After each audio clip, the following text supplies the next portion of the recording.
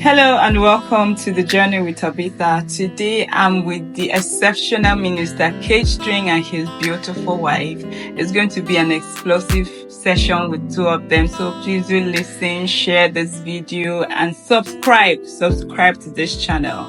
Thank you so much for coming. Thank you for this opportunity. You've been such a blessing to, no, I can't say me, too small, to the whole world. I will listen to your music. I follow you on Facebook, 31 Lineage. Thank you for being such a blessing. Thank you so much. Young lives, if I would say, but then it's not young in the aspect of, say, you don't know what you're doing. There's this precision, you know where you're going, and then pushing out the God life there. Thank you so much for being a blessing. So we are going to go into a few questions, and by the way, some people sent in questions that I'll be asking on their behalf. Oh wow. Yeah. So I just a little introduction of yourselves. Okay. Ladies first. Yes. Ladies first, yeah. Okay, Victoria Innocent. I'm the wife of Minister Kaestrings, they all know. Yeah. I'm a media evangelist. Media evangelist meaning I evangelize through the media. Yes. So thank you so much for coming. And I am a husband. Of course, definitely. And a musician as well, professional musician. Thank you for being a blessing. Thank you. So my first question for you is, how was it like for you? I mean, I knew you from Zaria, right? Yeah. Those days back in Rema, I know there's this, it's not the mountain, there was this valley that I used to hear you play the guitar. We used to climb there and play the guitar. Did you always know that you're supposed to do music, or what was the push like? What was it for you that made you become a musician? First is passion. Okay. Of course, there's a kind of passion that one can't really explain why you are being driven to work on yourself that much. For me, it was passion, and it drove me towards being diligent at the point, and even until now. And I just found myself going back to rehearse on myself, on my guitar skills, on my singing also at quite a good age, not very young as I did. I wish I started rehearsing when I was 9. It was better than most people. I think I was about maybe 14, 15. Yes, 14, 15 years. Yeah, I was a teenager. And at that age, I'm not sure. Okay, I knew I was doing I love music, but let's do it. So it was passion that drove me, and I found myself in this lane, and even when it came towards the path of me picking what I was going to study in the university, I still thought through what will help me do the music comfortably even as I study. And you can see that the passion also tilted my what do you call it now? It tilted career. Yeah, my career. Yes, my career choice. And so generally it's passion. I believe it's God. When you say passion, do you mean, are you referring to passion for music, passion for God? Because I know that if you had passion for just music, you could have done any type of music. So I think because of the many people watching and you're a mentor to many. Passion for God and music. It's like both passion for God and music. That is so awesome. That's so awesome. And someone is asking the question, how do you receive songs? How do you receive your songs? So do you sit down to think about, okay, today I'm going to write a song called Brahma and just put down the lyrics, or is it always an inspiration from God? Yeah, okay. There's no one way to which I receive songs. They come in different ways, different expressions and manners. And one of the ways I know it's a bit dominant is God puts a message in my heart, and then that message stays there. I know it is meant to be a song. Sometimes it hovers for maybe about a year or so until the right melody comes and it becomes a song. And there are times again, it's in the place of prayer. You're just praying to God, crying out your heart to God, and you discover that some of these prayer points become songs. And for some, again, like I remember one of my songs, I was just having conversation with a friend, and we were just gisting, having fun, laughing. And in the midst of it, I was holding my guitar and gisting, and I found myself playing a guitar pattern. And that was how the song, that's how it came. Wow. So the guitar pattern I found myself playing while gisting, I had to record it and learn it. I had to learn. So I can't even, Gashinan also came in an atmosphere of joy. So sometimes joy that I can't explain. So I don't joke with joy. I don't joke with joy at all. Because in an atmosphere of joy, there's a lot to drink, there's a lot to receive. Absolutely. And in such atmospheres, I receive numerous songs. So songs come to me in different ways.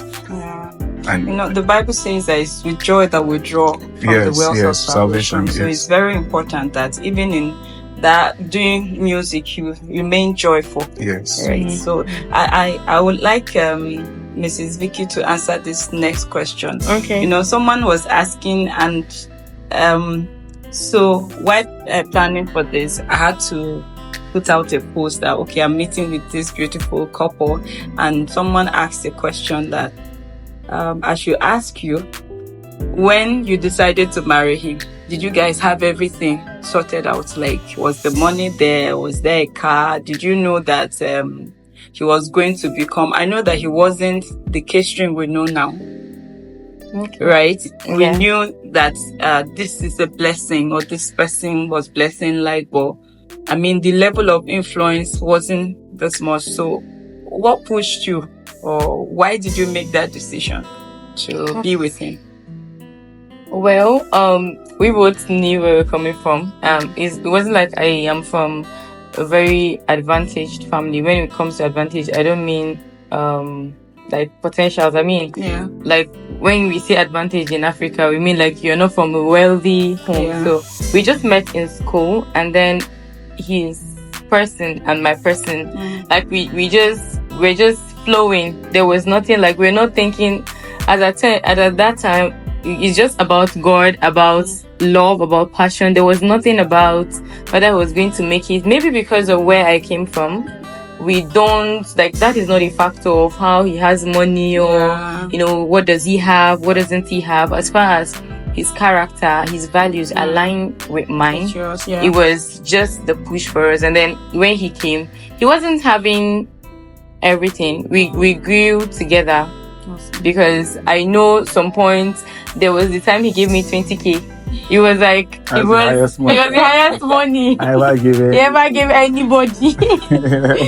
Okay, any girl. Let's put it on top of the world then. No, it was amazing. That was 2019. I held that money with passion. I'm like, 20k. So it was really amazing. I like the gifts that time. Everything, it was based on contentment. Whatever he had, he was very supportive. I was, some extent was I? Very, very, very. Yeah, so it was from that moment, and even our marriage, it wasn't very elaborate. It wasn't. Yes, but he's promising me to do very big wedding soon. Absolutely.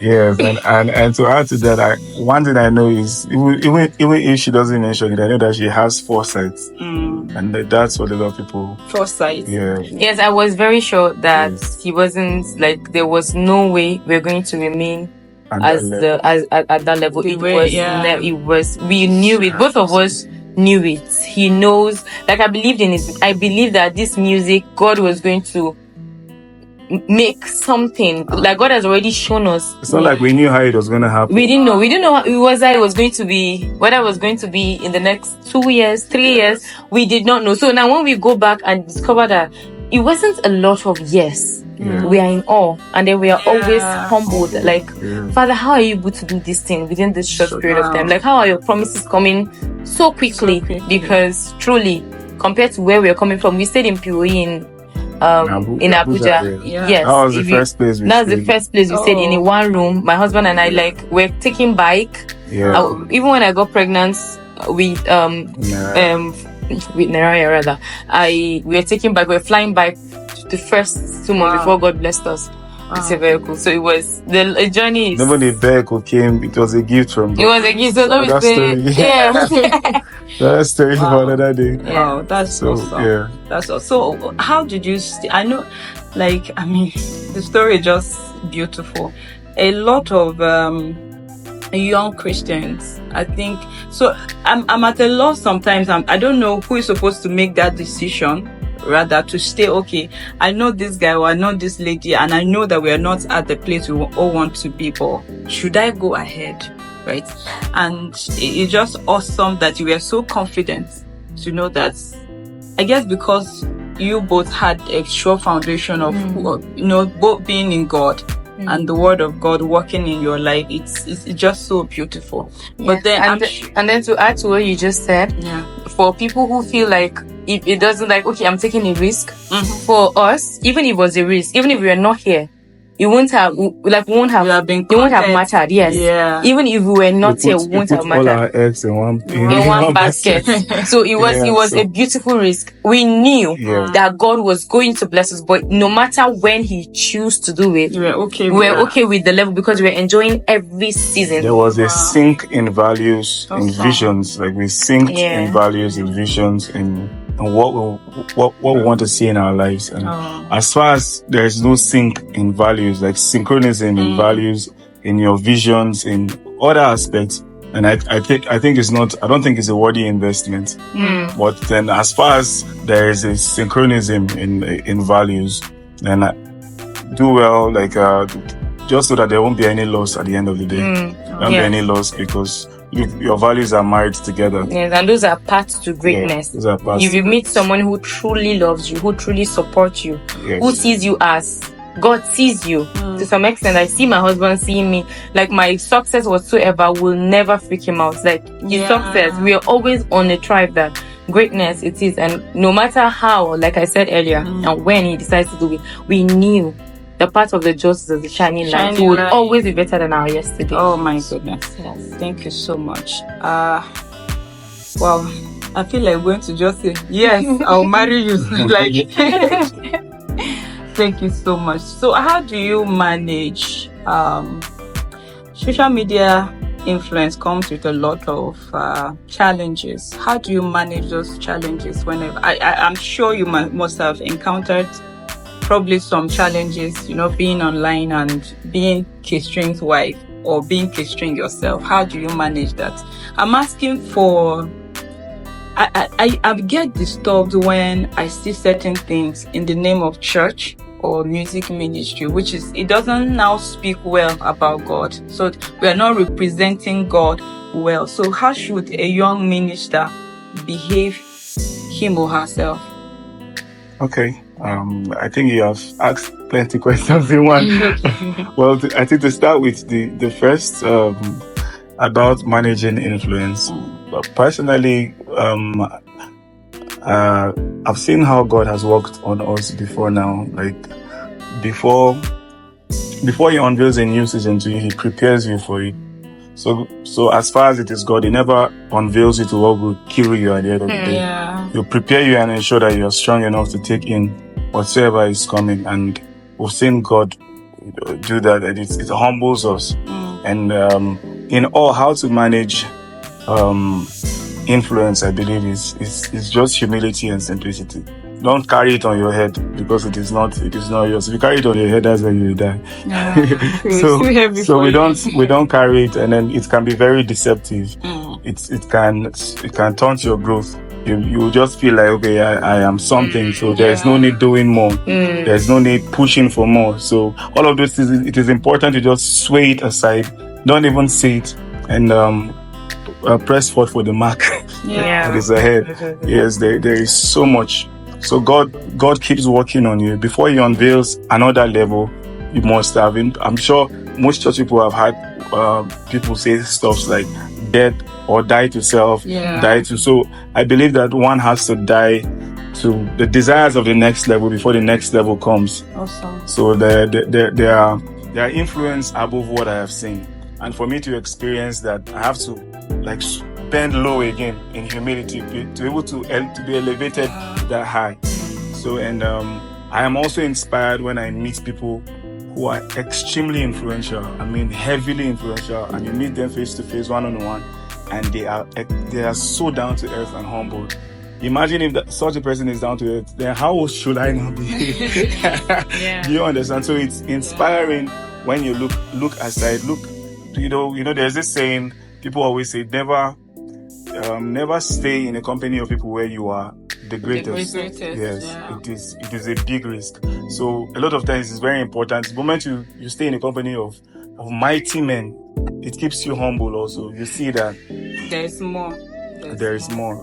Yes. And then I don't know if you want to add to that before No, you're already saying it's just the song that's in my spirit. There are things I can't see until I bow. That's when you were talking. See, I never yeah. Yes.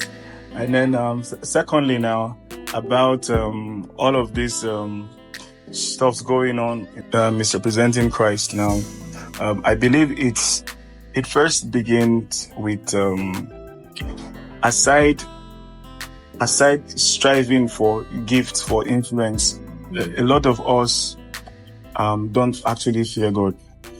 Understand? But so that people don't count themselves out of what I'm saying. It is possible. I believe it is possible to claim you love God, but then a lot of people don't really fear God. Fear God, yeah. Because the fear of the Lord is what shields you. It's what makes you not compromise when you have the opportunity to. Because you fear God, you will not be able to do it. Yeah. So a lot of people don't fear God. They are not students of the word. Let's keep it that way. A lot of music ministers are not students of the word, so they don't really know so much as regards scriptural values. So the moment they are faced with temptations that they can handle, they are gone. They're gone. In fact, a lot of them call the temptations to come.